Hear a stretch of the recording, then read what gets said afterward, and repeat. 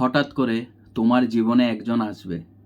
সেই তোমার কথা বলার সঙ্গী হবে, তোমার সব দুঃখ কষ্ট ভাগ করে নেবে, তোমাকে সাহস যোগাবে, তোমার ছোট্টখাট্ট বিষয়ে যত্ন করবে, তোমার যত কষ্ট কথা বলার মলম দিয়ে সারিয়ে তুলবে, তোমাকে রোদে পড়তে শেখাবে, বৃষ্টিতে ভিজতেও শেখাবে, দিনের পর দিন রাতের পর রাত তোমার সাথে কথা বলবে।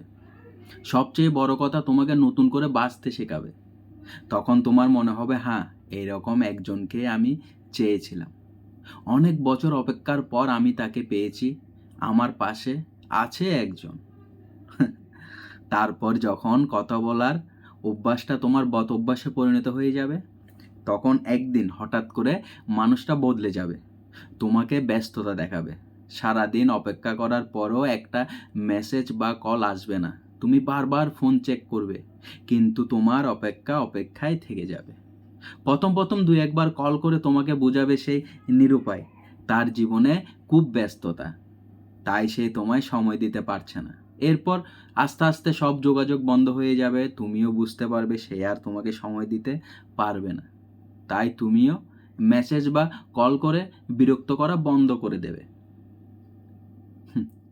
যে মানুষটির জন্য একদিন তুমি ডিপ্রেশন থেকে বেরিয়ে এসেছিলে, আবার সেই মানুষটির জন্য তুমি আরও গভীর ডিপ্রেশনে চলে যাবে। তখন মনে হবে আগের তুমিটাই ভালো ছিলে, আগের একাকিত্বটাই ভালো ছিল। জীবনে একা থাকা খুব সহজ, কিন্তু জীবনে কেউ এসে চলে যাওয়ার যে একাকিত্ব, সেটা বড়ই কষ্টদায়ক, সত্যি কষ্টদায়ক।